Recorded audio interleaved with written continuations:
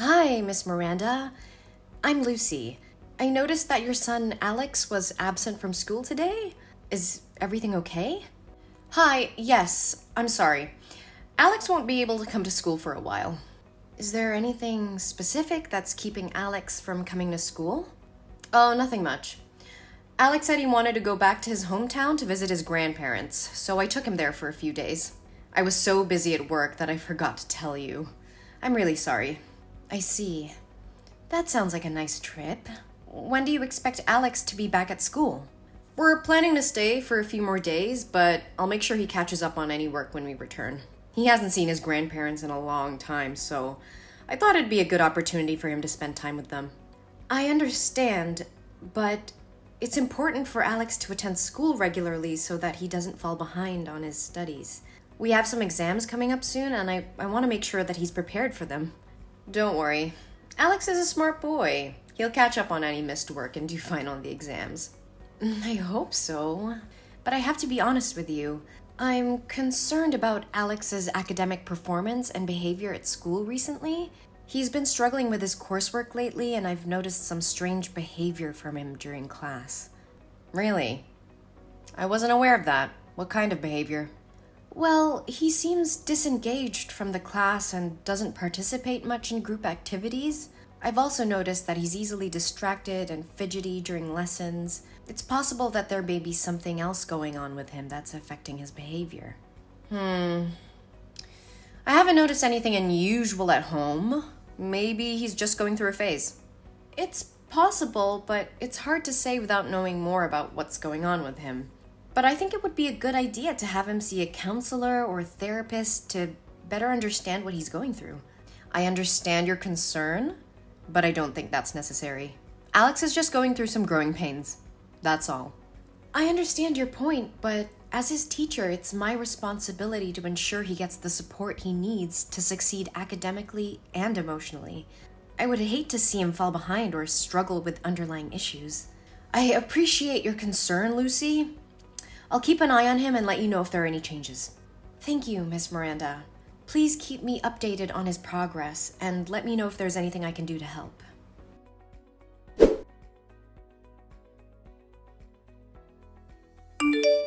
Hi, Miss Miranda. This is Lucy. I hope you're doing well. I wanted to follow up with you about Alex's behavior in school today. Hi, Lucy. Thanks for checking in.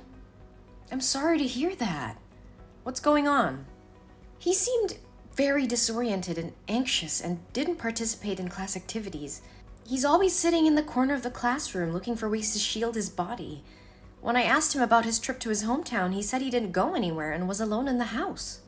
Oh, I don't know what's wrong with the boy. We did go on a trip to visit his grandparents, but maybe he's just forgotten. Apparently, he even took a picture with his grandparents and wanted me to print it out.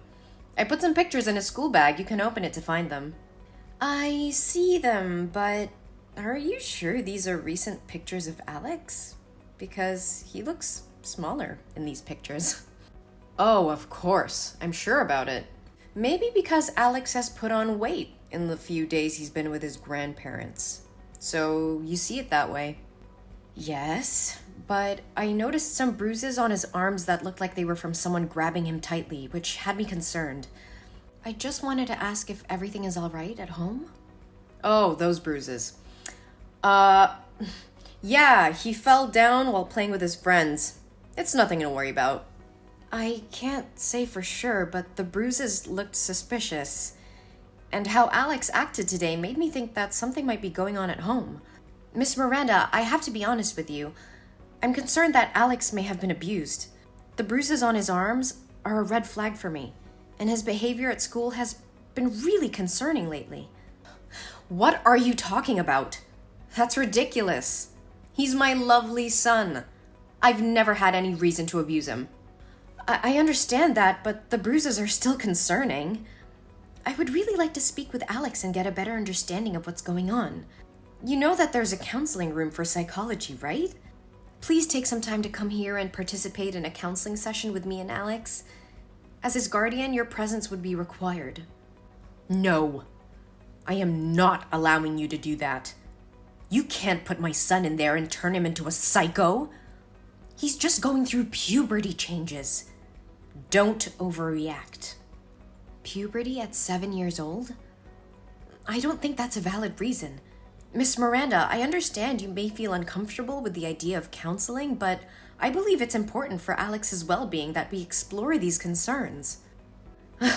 I still don't understand why you're making such a big deal out of this. He fell down. That's all. I appreciate that you're trying to explain the bruises, but as a teacher, it's my responsibility to look out for the welfare of my students. And right now, I'm worried that something might be going on with Alex that's causing him to act this way. You should stop talking nonsense about my son. You are not allowed to touch or talk to my son anymore. I will find a psychiatrist myself, so he'll be treated on my terms. We are dealing with some personal matters that we would rather keep private. I'm going to school to pick him up right now. I understand your concerns about privacy, but as Alex's teacher, it's important for me to ensure that he's getting the support he needs to succeed academically and emotionally. Please let me know if there's anything I can do to help.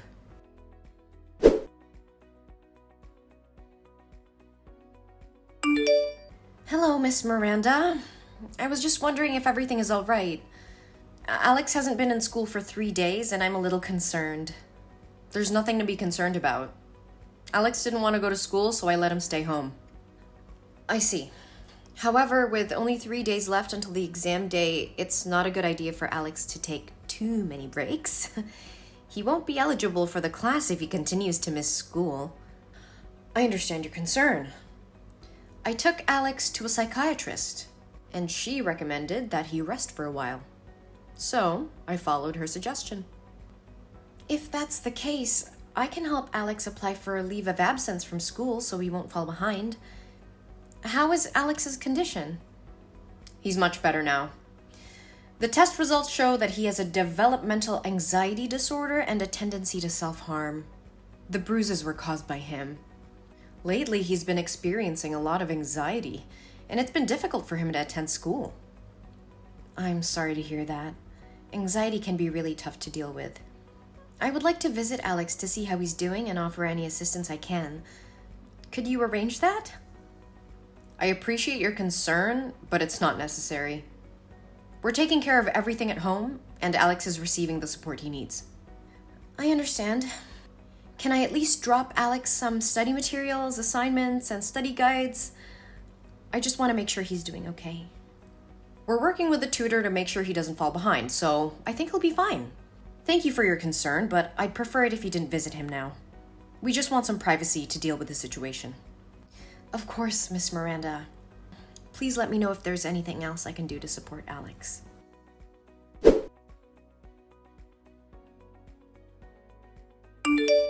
Why are there police officers at my door saying that Alex's teacher reported that I abused him? What nonsense did you say to the police? And where is my son? Where did you take him? I reported a serious child abuse case that occurred to my student Alex. I am just trying to protect him. What are you talking about? If you don't have proof, why are you accusing me? Are you trying to kidnap my son? I would never do anything cruel to Alex as you and your boyfriend did. Alex is in the hospital with me. The police have just finished taking his statement. What statement? What the hell are you talking about? After class today, I had to pass by your house. I noticed that your house was locked from the outside, even though you said you were at home with Alex.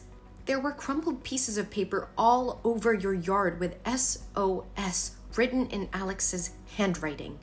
And I called out to Alex and tried calling you, but you didn't pick up. So I went inside to check. Alex was lying motionless on the floor, covered in whip marks and bruises. He was unconscious. This is outrageous. How dare you enter my property without my permission? You have no right to do that. Go ahead. I'm not afraid of you. I had to take action because I saw something that raised serious alarm bells. Alex was lying unconscious on the floor with whip marks and bruises all over his body. It was a horrific sight, and I couldn't just stand by and do nothing. You just make things worse. He was probably just sleeping. Just fell asleep? I broke the window to get in. and the noise was so loud that Alex didn't even move. That boy was unconscious, and the bruises were too severe to be self-inflicted. I called the police and took Alex to the hospital. But I already told you he is mentally ill and tends to harm himself. He's hit himself before, and I wouldn't be surprised if he did it again. Alex's emotions are very unstable. He's in a constant state of fear and panic. He shows very similar behavior to children suffering from abuse, especially when he sees a man wearing a belt.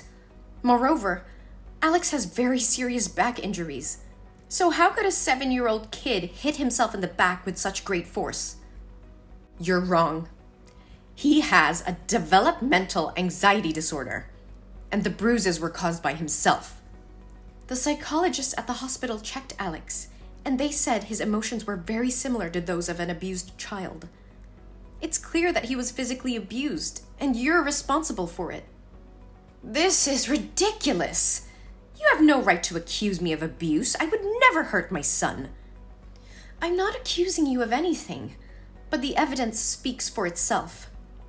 Alex's injuries are consistent with physical abuse, and as his teacher, it's my duty to report any suspicion of child abuse to the authorities. Moreover, Alex told us everything. Sam, what you did to your son is despicable. You starved him for 3 days and then left him alone to go on a trip with your boyfriend. And to make matters worse, you are the one who let your boyfriend hit him. He said he begged for your help, but you did nothing but sat on the sofa and watched that man hit Alex with a smile on your face. How could you do that to your own flesh and blood? I don't have to explain anything to you. Alex is my son, and I can do whatever I want with him. No, you cannot. Child abuse is a serious crime, and you will face the consequences of your actions. I have already reported the abuse, and they will take all the necessary measures to ensure Alex's safety. You can't prove anything. It's your word against mine. That freaking kid just imagined it all. Oh, I have proof. The hospital documented Alex's injuries, which will be useful as evidence in court. And let me remind you, there were crumpled pieces of paper with SOS written on them all over your yard. Your son was clearly trying to ask for help, and you ignored his cries. I don't care about your accusations. You will regret getting involved in my business. I will not regret doing what's right for my student. Alex deserves to live in a safe and healthy environment, not in a home where he is starved and abused, and I will make sure justice is served for him. You don't know anything about me or my family. Mind your own business and stay out of our lives. I will not turn a blind eye to child abuse. It's my responsibility as a teacher and as a human being to protect children from harm. I will continue to report any suspicious behavior or signs of abuse, no matter who it involves. Listen, I understand that you care about Alex, but I also know that kids can make things up. Alex could have just fallen and injured himself. You don't want to ruin my life and my family's life over something that might not be true, do you? I'm willing to pay you a large sum to testify that Alex lied about the abuse. I won't do it. Alex didn't lie, and I won't perjure myself in court just because you want to cover up your crimes. I can't turn a blind eye to what Alex is going through. Money won't change my mind. But think about it. You could have all the money you need. No more struggling to make ends meet. Just say that Alex made it all up, and we can put this whole thing behind us. I can't do that, Miranda. Money won't make me betray a child who needs help. I won't let you get away with abusing your own son. And you should be ashamed of yourself for even suggesting such a thing. I'm not afraid of you, Miranda. I'll do whatever it takes to protect Alex. I can't understand. Why are you so determined to protect that brat? Because I can relate to his situation. When I was a child, I was also a victim of abuse, but nobody helped me at that time. I know firsthand how it feels to be helpless and vulnerable, and I don't want anyone else to go through what I went through. You know you'll never be able to stop all the abuse. Let's just skip it this time and take the money. I know it, but it's time to break the cycle of abuse and neglect. I will do everything in my power to make sure Alex gets the love and care he deserves. You should stop talking nonsense. One day you'll have to pay the price for meddling in other people's family affairs, bitch. Hey! Answer me! I will kill you! damn it!